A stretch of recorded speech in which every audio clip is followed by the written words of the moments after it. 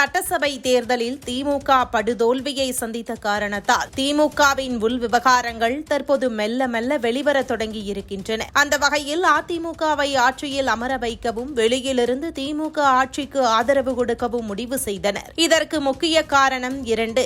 ஒன்று, விஜய் முதல்வர் பதவியில் அமரக்கூடாது. அவ்வாறு அமர்ந்தால் உதயநிதி மற்றும் விஜய் இடையே உண்டான மோதலில் விஜய் வெற்றி பெற்றதாக மாற்றுவார் என்ற தனிமனித ஈகோ. மறுபுறம் மிக முக்கிய காரணமாக ஒருவேளை எந்த கட்சிக்கும் பெரும்பான்மை ஏற்படவில்லை என்றால் தமிழகத்தில் ஆளுநர் ஆட்சி நடைபெறும். அவ்வாறு உண்டானால் கடந்த ஆட்சியில் நடைபெற்ற அத்தனை ஊழலும் வெளிச்சத்திற்கு வரும். எனவே அதிமுகவிற்கு ஆதரவு கொடுத்து திரை மறைவில் ஆட்சியை நடத்தவும் திமுக முயற்சி செய்தது. மேலும் திமுக கூட்டணியில் இடம்பெற்றுள்ள கட்சிகளிடம் திமுகவும் அதிமுக கூட்டணியில் இடம்பெற்றுள்ள கட்சிகளிடம் அதிமுகவும் தனித்தனியே பேச்சுவார்த்தை மேற்கொண்டதாக தெரிகிறது. மேலும் திமுக நிர்வாகிகள் கருத்துக்களை கேட்க திமுக தலைமை முயன்றபோது அந்த கூட்டத்தில் கனிமொழி கடும் எதிர்ப்பை பதிவு செய்திருக்கிறார். கட்சியில் முழுக்க தலைவருக்கு தெரியாமல் பல்வேறு விஷயங்கள் நடந்தது. வேட்பாளர் தேர்வு தொடங்கி மூத்த தலைவர்களான எங்களை மாநில அரசியலில் இருந்து வெளியேற்றுவதாக எண்ணி சிலர் செய்த செயலால் இப்போது எதிர்க்கட்சி வரிசையில் இருக்கிறோம். ஒருவேளை அதிமுகவுடன் கூட்டணி அமைந்தால் அது மிகப்பெரிய பின்விளைவுகளை